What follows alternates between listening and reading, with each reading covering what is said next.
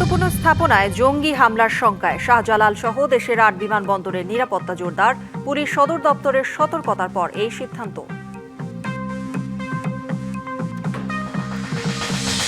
মেয়েদের শিক্ষা হবে ডিগ্রি পর্যন্ত ফ্রি। আসছে এলপিজি কার্ড। যশোরে জিয়াখাল পুনর্খননে প্রধানমন্ত্রী জুলাই সনদ নিয়ে বিভ্রান্তি ছড়ানোর অভিযোগ।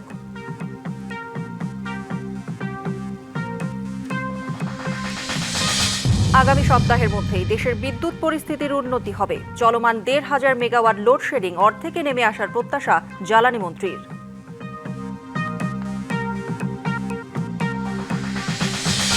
কুমিল্লায় চলন্ত অটোরিকশা থেকে ফেলে দিয়ে কাস্টমস কর্মকর্তা বুলেট বৈরাগীকে হত্যা করে ছিনতাইকারীরা, জানালো র্যাব। ৫ জন গ্রেপ্তার। কালবৈশাখীতে গাছ চাপায় জামালপুর ও বগুড়ায় প্রাণ গেল মা মেয়ে সহ ৪ জনের। ময়মনসিংহ ও নেত্রকোনায় বজ্রপাতে ৪ জনের মৃত্যু। দেশের গুরুত্বপূর্ণ স্থাপনায় জঙ্গি হামলার আশঙ্কায় ঢাকার হযরত শাহজালাল আন্তর্জাতিক বিমানবন্দর সহ দেশের ৮টি বিমানবন্দরে নিরাপত্তা ব্যবস্থা জোরদার করা হয়েছে। বেসামরিক বিমান চলাচল কর্তৃপক্ষ বেবিজক chairman air vice marshal Mostafa Mahmud Siddique সোমবার সাংবাদিকদের সঙ্গে এক মতবিনিময় সভায় এই তথ্য জানান। তিনি বলেন, পুলিশ সদর দপ্তরের চিঠির পর দেশের ৮টি বিমানবন্দরে নিরাপত্তায় সর্বোচ্চ সতর্কতা জারি করা হয়েছে। বিমানবন্দরগুলো সবসময়ই কঠোর নিরাপত্তা বলয়ে থাকে। এরপরও পুলিশ সদর দপ্তরের চিঠি পাওয়ার পর নিরাপত্তা আরও বাড়ানো হয়েছে। এটি নিয়মিত কাজেরই অংশ। গত বৃহস্পতিবার পুলিশ সদর দপ্তর থেকে পাঠানো এক সতর্ক বার্তায় বলা হয়, নিষিদ্ধ ঘোষিত একটি উগ্রবাদী সংগঠনের সদস্যরা জাতীয় সংসদ ভবন সহ দেশের গুরুত্বপূর্ণ বিভিন্ন স্থাপনায় হামলা চালাতে পারে।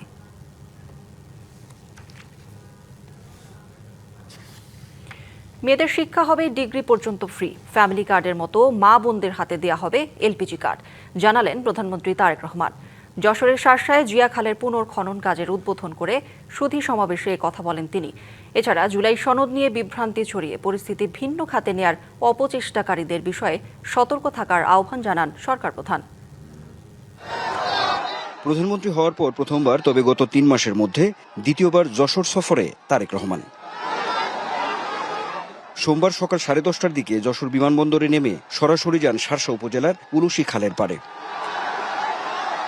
১৯৭৬ সালের ১ নভেম্বর উপজেলার ২৬টি গ্রামের মানুষের সুবিধার জন্য এই খালটি খনন করেন সে সময়কার রাষ্ট্রপতি জিয়াউর রহমান। পরবর্তীতে খালটি পরিচিতি পায় জিয়া খাল হিসেবে। বাবার হাতে খনন করা সেই খালের পুনঃখননের উদ্বোধনীতে কোদাল হাতে প্রধানমন্ত্রী তারেক রহমান। এই খাল খনন কর্মসূচির মধ্য দিয়েই সোমবার যশোরে বেশ কয়েকটি উন্নয়নমূলক কর্মসূচি উদ্বোধনের কার্যক্রম শুরু করেন প্রধানমন্ত্রী। এ সময় খালের পাড়ে একটি গাছের চারা রোপণ করেন তিনি। পরে সেখানে আয়োজিত সমাবেশে কথা বলেন প্রধানমন্ত্রী। তুলে ধরেন উলুশী খাল চালু হলে কি কি সুবিধা মিলবে। আমরা এই ৪ কিলোমিটার খাল ইনশাল্লাহ পুনর্খনন করব। পুনর্খনন করলে প্রায় ১৪০০ টনের মতন বাড়তি খাদ্যশস্য উৎপাদন হবে। প্রায় ৭২,০০০-এর মতন মানুষ সরাসরি উপকৃত হবে এই খালে পানি আসলে। জুলাই সনদ নিয়ে একটি দল বিভ্রান্তি ছড়িয়ে পরিস্থিতি ভিন্ন খাতে নেওয়ার অপচেষ্টা চালাচ্ছে উল্লেখ করে তারেক রহমান এ নিয়ে সবাইকে সতর্ক থাকার আহ্বান জানান।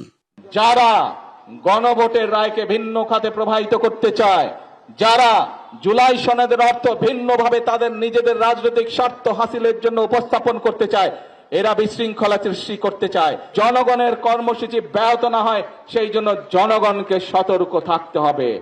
জনগণের ভাগ্য নিয়ে ছিনিমিনি খেললে ৫ই আগস্টের মতোই তারা জবাব দেবে বলেও মন্তব্য করেন প্রধানমন্ত্রী। আমাদের কর্মসূচি বাস্তবায়নে আমরা অঙ্গীকারবদ্ধ থাকি, দৃঢ় থাকি, তাহলে বাংলাদেশের মানুষের ভাগ্য নিয়ে কেউ ছিনিমিনি খেলতে পারবে না। নারীর উন্নয়নে ডিগ্রি পর্যন্ত অবৈতনিক উপবৃত্তি সহ রান্নার কাজে সুবিধার জন্য এলপিজি কার্ড দেওয়ার ঘোষণাও দেন সরকার প্রধান। আমরা মেয়েদের শিক্ষা ব্যবস্থা ইনশাল্লাহ ডিগ্রি পর্যন্ত অর্থাৎ উচ্চতর পর্যন্ত ইনশাল্লাহ বিনামূল্যে ব্যবস্থা করব। সারা দেশের মায়েদের কাছে আমরা যেরকম ফ্যামিলি কার্ড পৌঁছে দিচ্ছি, সেরকম আরেকটি কার্ড দিতে চাই, সেটি হবে এলপিজি কার্ড, এলপিজি গ্যাস। এটি আমরা মা বোনদেরকে পৌঁছে দিব, যাতে করে মা বোনদেরকে রান্না বান্নার জন্য কষ্ট করতে না হয়। বিএনপির দেয়া সকল প্রতিশ্রুতি বাস্তবায়নের অঙ্গীকার করে প্রধানমন্ত্রী বলেন, মানুষের ভাগ্য উন্নয়নই তাদের রাজনীতি। স্থানীয় পর্যায়ে উন্নয়নের বেশ কিছু প্রতিশ্রুতিও দেন প্রধানমন্ত্রী। দীর্ঘ প্রায় 50 বছর পর এই খালটি পুনঃখননের মধ্য দিয়ে আবার প্রাণ ফিরে পাওয়ার পরিবেশ তৈরি হয়েছে। তাতে করে এই অঞ্চলের গ্রামীণ অর্থনীতির একটি ব্যাপক উন্নয়ন সাধিত হবে।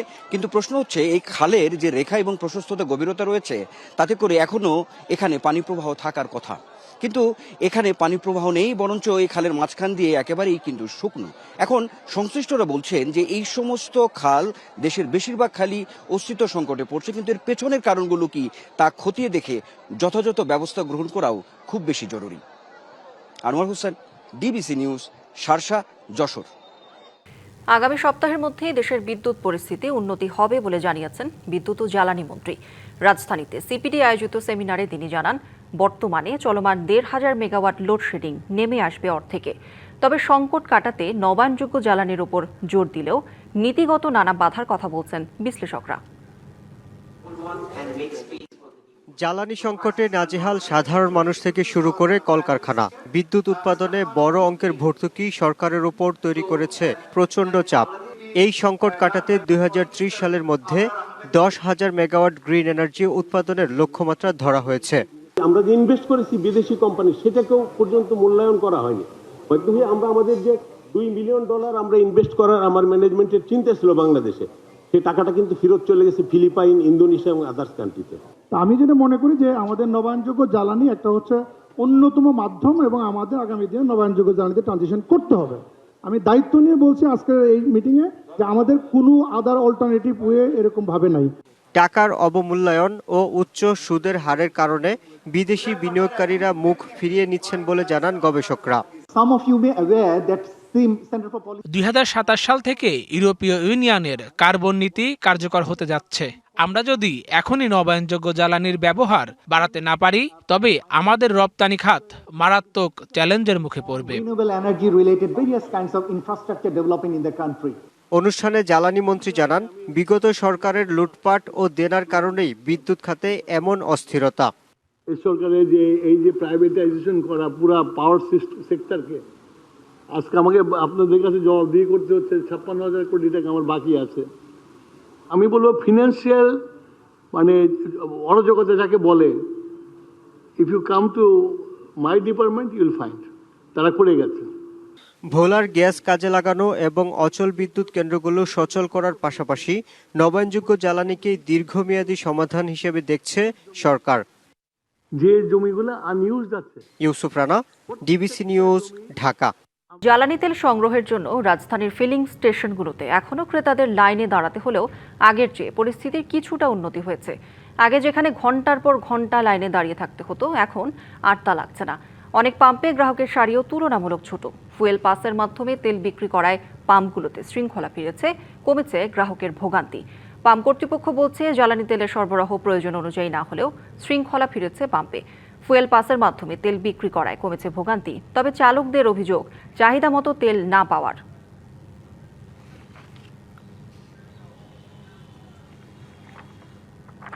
পাম্পে জ্বালানি তেলের পরিস্থিতি জানাতে রাজধানীর রমনা এলাকা থেকে যুক্ত হচ্ছেন সহকর্মী হাসিব পান্থ।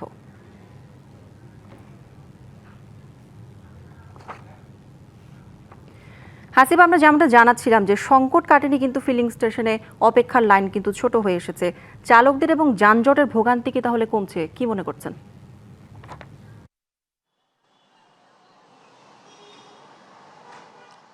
করি যেমনটি বললেন, আসলে যদি চালকদের ভোগান্তি কিংবা শৃঙ্খলার বিষয়টি বলি, এই রমনা পাম্পেও কিন্তু বেশ কিছুদিন আগেও আমরা দেখেছি যে 3 ঘন্টা 4 ঘন্টা যাবৎ কিন্তু এই গ্রাহকেরা অপেক্ষা করছিল।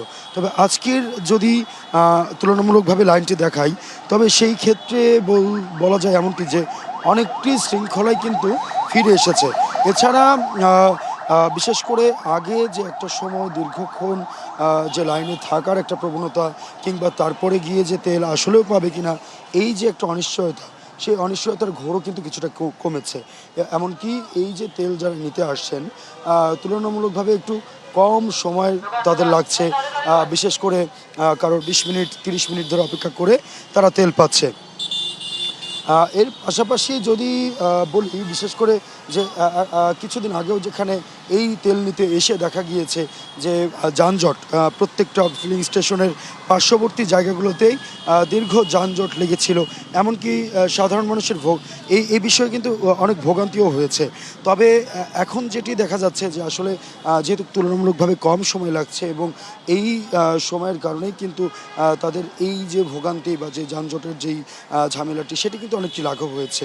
পাশাপাশি গ্রাহকরা যারা ছিলেন আমরা কথা বলার চেষ্টা করেছিলাম যে বিশেষ করে যারা গ্রাহকরা রয়েছেন সব কিছু মিলিয়ে তেলও পাচ্ছেন এবং কম সময়ের মধ্যে তেল পাচ্ছেন, এমনকি যে অভিযোগগুলো তারা দিচ্ছিলেন কিছুটাও কিন্তু সেটি কমে এসেছে।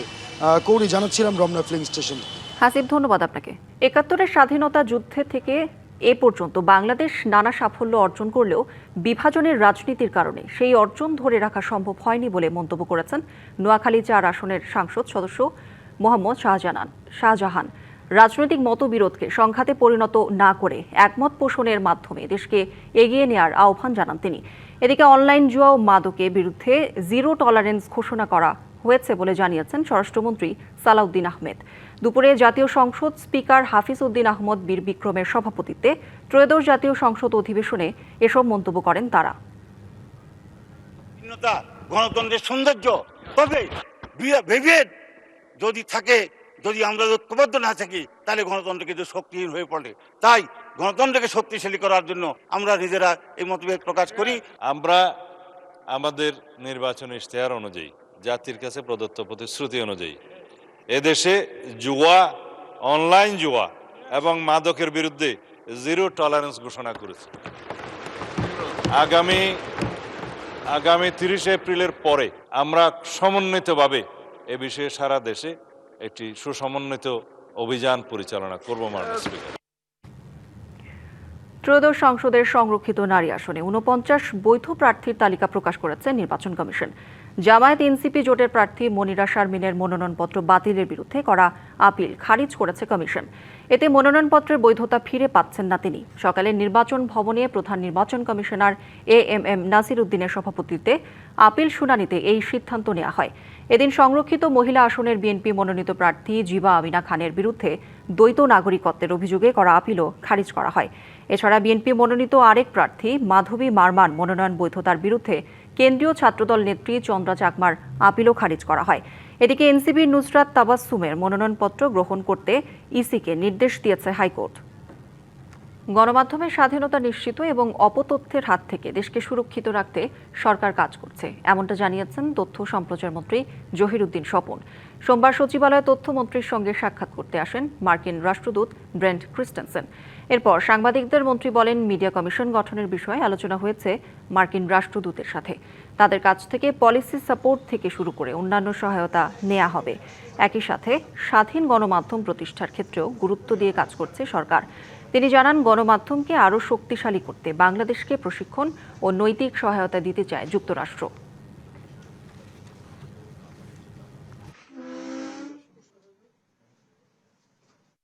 মার্কিন যুক্তরাষ্ট্রের ফেডারেল কমিশন ফর মিডিয়া কিভাবে কাজ করে এবং আমাদেরকে তারা এখানে একটা মিডিয়া কমিশন গঠন করার যে প্রতিশ্রুতি আমাদের সরকার ঘোষণা করেছি, আমরা সেই কাজটা এগিয়ে নেওয়ার ক্ষেত্রে তারা আমাদেরকে নৈতিক সহযোগিতা করবেন।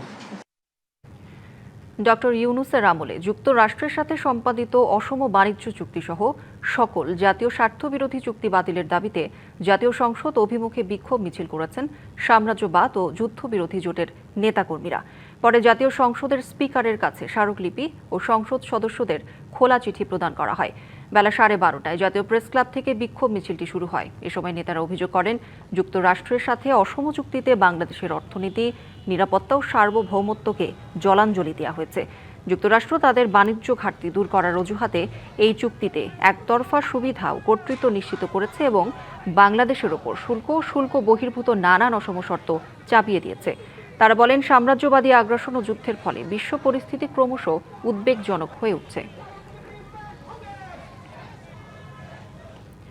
ট্রাইব্যুনালে জেরায় অবসরপ্রাপ্ত ব্রিগেডিয়ার জেনারেল আবদুল্লাহ হিলামান আজমি জানিয়েছেন, হুসেইন মোহাম্মদ এরশাদের সামরিক শাসনামলে শেখ হাসিনা তার অধীনে বন্দী ছিলেন।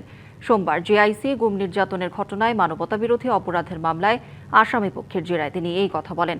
আন্তর্জাতিক অপরাধ ট্রাইব্যুনাল 1-এর চেয়ারম্যান বিচারপতি মোহাম্মদ গোলাম মর্তুজা মজুমদারের নেতৃত্বাধীন 2 সদস্যের বিচারিক প্যানেলে এই জেরা করেন আইনজীবী আজিজুর রহমান দুলু। পরে তিনি সাংবাদিকদের জানান, নামান আজমি 1983 সালে কয়েকদিনের জন্য শেখ হাসিনা, মতিয়া চৌধুরী ও সাহারা খাতুনকে বন্দী করে তার অধীনে রাখার কথা বলেছেন। এই মামলায় শেখ হাসিনা সহ মোট আসামি 13 জন, এর মধ্যে গ্রেপ্তার আছেন 3 জন।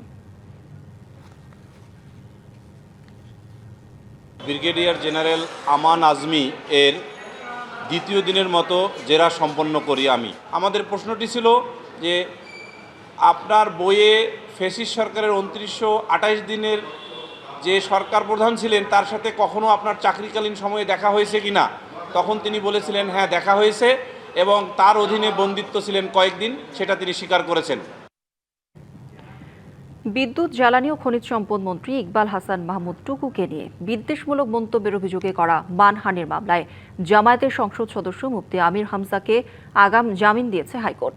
সোমবার বিচারপতি কে এম জাহিদ সরওয়ার ও শেখ আবু তাহেরের দ্বৈত বেঞ্চে তার জামিন আবেদন মঞ্জুর করে। পুলিশ প্রতিবেদন আসার আগ পর্যন্ত 8 সপ্তাহের জন্য জামিন দেওয়া হয় জামায়াতে ইসলামের এই সংসদ সদস্যকে।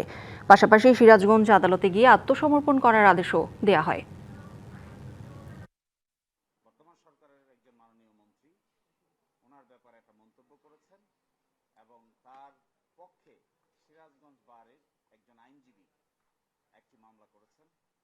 বর্তমান সরকারের একজন মাননীয় মন্ত্রী ওনার ব্যাপারে একটা মন্তব্য করেছেন এবং তার পক্ষে সিরাজগঞ্জ বারের একজন আইনজীবী একটি মামলা করেছেন।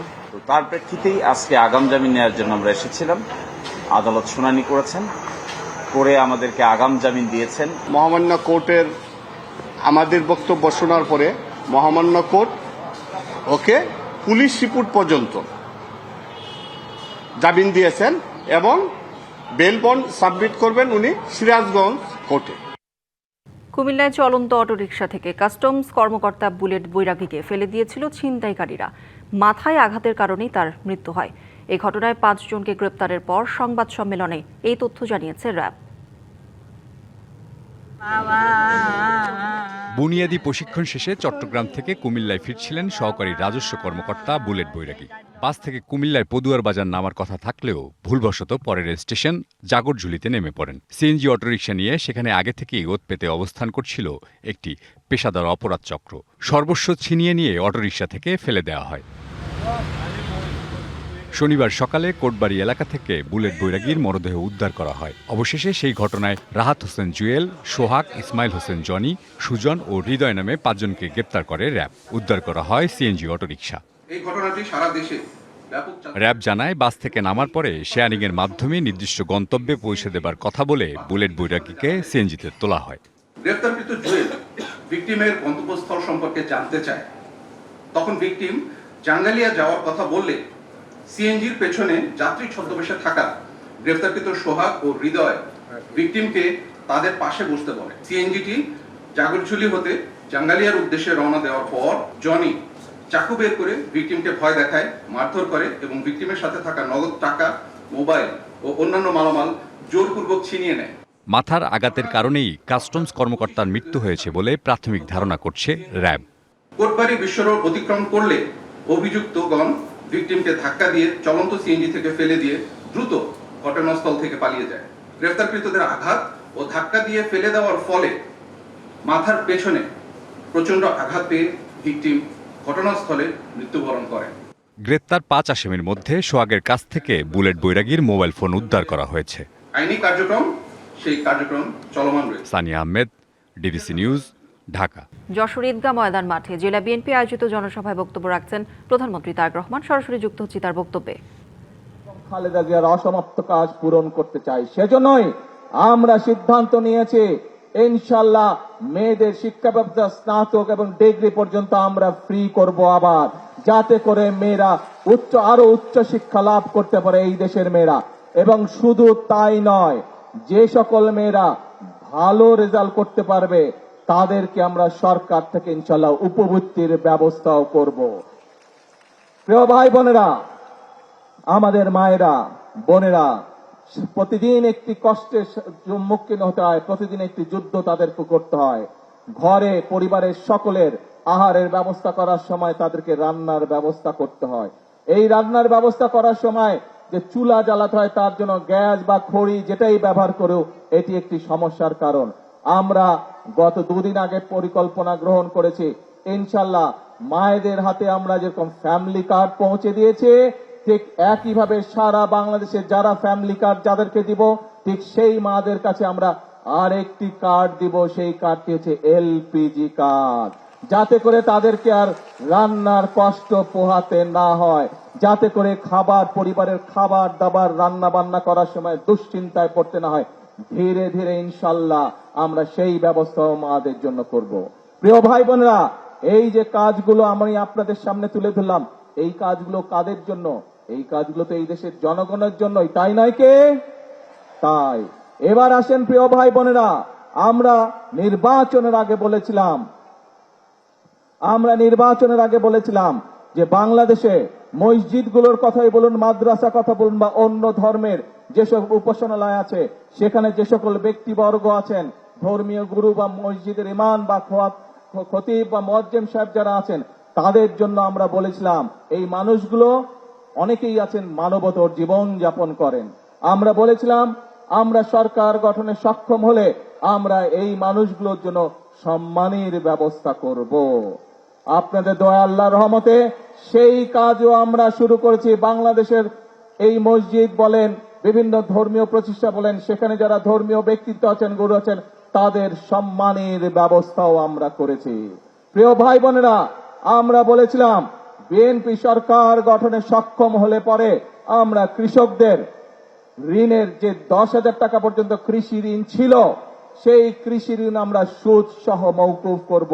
আল্লাহর রহমতে সরকার গঠন করার পরে প্রথম 10 দিনের মাথায় আমরা সেই কাজটিও করেছি। 10,000 টাকা পর্যন্ত সমগ্র বাংলাদেশে আমরা কৃষকদের সুদ সহ ঋণ আমরা সরকার থেকে মওকুফ করেছি। সারা বাংলাদেশে প্রায় 12 লক্ষ কৃষক এই সুবিধা ইনশাল্লাহ পাবে। শুধু তাই নয়, আমরা সমগ্র দেশের মানুষের কাছে প্রতিশ্রুতি দিয়েছিলাম যে কৃষকদের পাশে যেভাবে আমরা মা বোনদের পাশে ফ্যামিলি কার্ড নিয়ে দাঁড়াতে চাই, সরকারের বিভিন্ন সুযোগ সুবিধা পৌঁছে দিতে চাই ফ্যামিলি কার্ডের মাধ্যমে, ঠিক একইভাবে কৃষক ভাইদের পাশে আমরা দাঁড়াতে চাই, যাতে কৃষক ভাইরা ধীরে ধীরে অর্থনৈতিকভাবে শক্তিশালী ভিত্তির উপরে তাদের অর্থনৈতিক ভিত্তি যাতে শক্তিশালী, এই জন্য আমরা কৃষক কার্ডের কথা বলেছিলাম। প্রিয় ভাই বোনেরা, আমরা সেই কৃষক কার্ড দেওয়ার কাজও ইনশাআল্লাহ আল্লাহর রহমতে আমরা শুরু করেছি। প্রিয় ভাই বোনেরা, আমরা বলেছিলাম বাংলাদেশে বহু তরুণ সমাজের বহু সদস্য, বহু তরুণ ছেলে হোক মেয়ে হোক, বহু ছেলে মেয়ে বেকার হয়ে বসে আছে। তাদের হয়তো শিক্ষা আছে কিন্তু তাদের কর্মসংস্থানের সুযোগ নেই। আমরা বলেছিলাম যে আমরা বন্ধ কলকারখানা যেগুলো চালু আছে, সেই বন্ধ কলকারখানাগুলোকে আমরা চালু করার ব্যবস্থা করব। আপনারা জেনে আনন্দিত হবেন, এই ব্যাপারে আমরা পদক্ষেপ গ্রহণ করেছি। ইনশাল্লাহ ধীরে ধীরে বাংলাদেশের বহু বন্ধ কলকারখানা আমরা আগামী কয়েক মাসের মধ্যে চালু করার ব্যবস্থা করব, যার ফলে বহু মানুষ যারা চাকরি হারিয়েছে বা বহু মানুষ যারা আজকে বেকার, তারা ধীরে ধীরে সেখানে কর্মের ব্যবস্থা করতে পারবে। এর বাইরেও পৃথিবীর বিভিন্ন দেশে আমাদের যে জনশক্তি রপ্তানি হয়, সেই জনশক্তি যাওয়া কমে গিয়েছে অথবা বন্ধ আছে। আমরা বেশ কয়েকটি দেশের সাথে কথা বলেছি এবং কয়েকটি দেশের সাথে কথা বলে আমরা যেটি সিদ্ধান্ত তাদের কাছ থেকে পেয়েছি, আমরাও সিদ্ধান্ত গ্রহণ করেছি ইনশাআল্লাহ খুব দ্রুত আমরা সেইগুলো দেশে আমাদের মানুষ যাতে সেগুলো দেশে কর্মসংস্থানের ব্যবস্থা করে যেতে পারে, সেই ব্যবস্থা ইনশাআল্লাহ দ্রুতই হয়ে যাবে। সেই ব্যবস্থা আমরা, সেই পদক্ষেপ আমরা গ্রহণ করেছি। এখন প্রিয় ভাই বোনেরা, এই যে বললাম খাল খনন, আজকে উলসি খাল আমরা করেছি। সেই এলাকার মানুষ এই উলসি যেমন নাম, একইভাবে তারা এই খালকে জিয়া খাল হিসাবেও ডেকে থাকে, নামকরণ করে থাকে। জানেন তো আপনারা বোধহয় নাকি? হ্যাঁ, জিয়া খাল। আমরা সিদ্ধান্ত গ্রহণ করেছি যে আমরা সমগ্র বাংলাদেশে আগামী 5 বছরে ইনশাল্লাহ 20,000 কিলোমিটার খাল খনন করব। কেন? কারণ এই খালের পানি কৃষক ব্যবহার করতে পারে, তার সেচের জন্য সুবিধা হয় এবং বাংলাদেশের মাটি আল্লাহ তাআলা এত উর্বর করে দিয়েছেন যে সঠিক সময় যদি অন্তত পানিটাও দেওয়া যায়, তাহলেই সেখানে সুন্দর ফসল উৎপন্ন হয়। এবং আমরা দেখেছি বাংলাদেশের বহু জায়গায়, এমনকি উলসি খালের আশেপাশে বিভিন্ন জমি আছে যেখানে অনেক সময় বর্ষার সময় যেখানে চারিদিকে পানি থাকে, সেই সময় অনেক সময় কৃষকরা পানি দিতে পারে না, অথবা জলবদ্ধতার কারণে অনেক সময় ফসল নষ্ট হয়ে যায়। এই খালগুলো যদি আমরা খনন করতে পারি, কৃষক ভাইরা যেমন উপকৃত হবে, এই খালগুলো খনন করতে পারলে আশেপাশে যে দুপাশের মানুষ থাকে তারাও বিভিন্ন রকম সুযোগ সুবিধা পাবে। খালের মধ্যে মাছ চাষ করতে পারবে, হাঁস মুরগি হাঁসের পালন করতে পারবে, একই সাথে খালের দুই পাশে বৃক্ষরোপণ করে বিভিন্ন মানুষ কর্মসংস্থানের ব্যবস্থা করতে পারবে। প্রিয় ভাই বোনেরা, আমরা বলেছিলাম এই বাংলাদেশের সন্তানেরা অনেকেই আছে যারা খেলাধুলায় ভালো, পড়ালেখার পাশাপাশি খেলাধুলায় ভালো, এবং আমরা চাই এই বাংলাদেশের আমাদের সন্তানদের ভিতর থেকে পেশাদার খেলোয়াড় তৈরি করতে। ইনশাআল্লাহ আল্লাহর মতে বিএনপিও এই পরিকল্পনাও দ্রুত কাজ শুরু করতে যাচ্ছে। আগামী মাসে 2 তারিখে আমি সিলেট যাচ্ছি, সেখান থেকে আমরা নতুন খেলোয়াড়, সমগ্র বাংলাদেশের নতুন খেলোয়াড় তৈরির, পেশাদার খেলোয়াড় তৈরির কাজ শুরু করব। এবং তাই নয়, এর মধ্যে যারা পেশাদার খেলোয়াড়, এরকম 500 খেলোয়াড়কে আমরা সরকারের পক্ষ থেকে সম্মাননা দেওয়ার ব্যবস্থা করেছি। এখন প্রিয় ভাই বোনেরা, এই যে কাজগুলোর কথা আপনাদেরকে বললাম, এই কাজগুলো কাদের জন্য? এই কাজগুলো যদি বাস্তবায়িত হয়, এই পরিকল্পনাগুলো যদি বাস্তবায়িত হয়, উপকৃত হবে কে? আমি না এই নেতাকর্মীরা উপকৃত হবে, নাকি এই যে মঞ্চের সামনে যে হাজারো হাজারো মানুষ আপনারা উপকৃত হবেন? কারা উপকৃত হবে? বাংলাদেশের জনগণ উপকৃত হবে। কিন্তু প্রিয় ভাই বোনেরা, আমরা গত কিছুদিন যাবৎ খেয়াল করে দেখছি, এই দেশের কিছু সংখ্যক মানুষ আছে, তারা একটি বিভ্রান্ত ছড়ানোর চেষ্টা করছে। তারা আমাদের যে পরিকল্পনা, সেই পরিকল্পনাগুলোকে বাধাগ্রস্ত করার চেষ্টা করছে। নির্বাচনের সময় আমরা দেখেছি অনেক ব্যক্তি হঠাৎ করে অস্বাভাবিক একটি টিকিট বিক্রির কাজে লেগে গেল। বিভিন্ন জায়গায় বিভিন্ন টিকিট বিক্রি। আপনারা পেয়েছেন কোন টিকিট পাননি আপনারা, কারণ এই টিকিট হচ্ছে বায়বীয় টিকিট। আল্লাহ তাআলা স্বয়ং বলেছেন, রব্বুল আলামিন স্বয়ং বলেছেন, তোমরা কাজ তোমাদেরটা করো, আমি আমারটা দেখব। আল্লাহ বলেছেন, যে জাতি নিজে পরিশ্রম করে আমি তাদেরকে সহযোগিতা করি, কিন্তু বসে বসে কোনো কাজ হয় না। সেজন্যই প্রিয় ভাই বোনেরা, আমরা বলি করব কাজ, গড়ব দেশ, সবার আগে বাংলাদেশ। প্রিয় ভাই বোনেরা, যারা টিকিট বিক্রি করেছিল তারা যখন দেখেছে বাংলাদেশের মানুষ ধানের শীষকে সমর্থন দিয়েছে, যারা টিকিট বিক্রি করেছিল তারা দেখেছে বাংলাদেশের মানুষ বাংলাদেশ জাতীয়তাবাদী দল, শহীদ জিয়ার দল, দেশনেত্রী খালেদা জিয়ার দলকে ম্যান্ডেট দিয়েছে ফ্যামিলি কার্ড বাস্তবায়ন করার। বাংলাদেশের মানুষ শহীদ জিয়ার দল, খালেদা জিয়ার দলকে ম্যান্ডেট দিয়েছে কৃষক কার্ড বাস্তবায়ন করার। বাংলাদেশের মানুষ বিগত 12 তারিখের নির্বাচনে ম্যান্ডেট দিয়েছে বিএনপিকে খাল খনন কর্মসূচি বাস্তবায়ন করার। বাংলাদেশের মানুষ বিএনপিকে ম্যান্ডেট দিয়েছে বৃক্ষরোপণ করার জন্য। বাংলাদেশের মানুষ বিএনপিকে ম্যান্ডেট দিয়েছে বন্ধ কলকারখানা চালু করে বেকারদের কর্মসংস্থান তৈরি করার জন্য। বাংলাদেশের মানুষ অতীতে দেখেছে খালেদা জিয়া যখন দেশ পরিচালনা করেছে কিভাবে গ্রামে গ্রামে রাস্তাঘাট তৈরি হয়েছে। বাংলাদেশের মানুষ দেখেছে খালেদা জিয়া যখন দেশ পরিচালনা করেছে কিভাবে গ্রামে গ্রামে স্কুল কলেজ তৈরি হয়েছিল। কাজে বাংলাদেশের মানুষের আস্থা আছে বিএনপির উপরে, বিশ্বাস করে বিএনপিকে। সেই জন্যই বাংলাদেশের মানুষ বিএনপিকে 12 তারিখের নির্বাচনে ম্যান্ডেট দিয়েছে। যে প্রতিশ্রুতি বিএনপি জনগণের কাছে দিয়েছে, সেই প্রতিশ্রুতি যাতে বিএনপি পালন করতে পারে, বাস্তবায়ন করতে পারে, তার ম্যান্ডেট জনগণ বিএনপিকে দিয়েছে। প্রিয় ভাই বোনেরা, এক দল লোকের এই ম্যান্ডেট পছন্দ নয়, এবং সেই জন্যই দেখেছেন বিভিন্ন জায়গায় গিয়ে তারা বক্তৃতা দিচ্ছে। তারা বলে বেড়াচ্ছে বিএনপি বলে ফ্যাসিবাদের দোসর হয়ে গিয়েছে। আসুন আমরা দেখি কারা ফ্যাসিবাদের দোসর হয়ে গিয়েছে। প্রিয় ভাই বোনেরা, 5 তারিখের পরে বিএনপি পরিষ্কার বলেছে জুলাই আগস্ট মাসে যারা মানুষ হত্যা করেছে তাদের আইনের বিচার হতে হবে, তাদের বিচার হতে হবে। কিন্তু আমরা দেখেছি 5 তারিখের পরে কেউ কেউ বলেছিল আমরা সবাইকে মাফ করে দিলাম, বলেছিল না? বলেছিল। প্রিয় ভাই বোনেরা, বিএনপি বলেছিল এই দেশের জনগণ যে সিদ্ধান্ত নেবে বিএনপি সেটি মাথা পেতে নিবে এবং বিএনপি দেশে বিশ্বাস করে জনগণই সকল ক্ষমতার উৎস।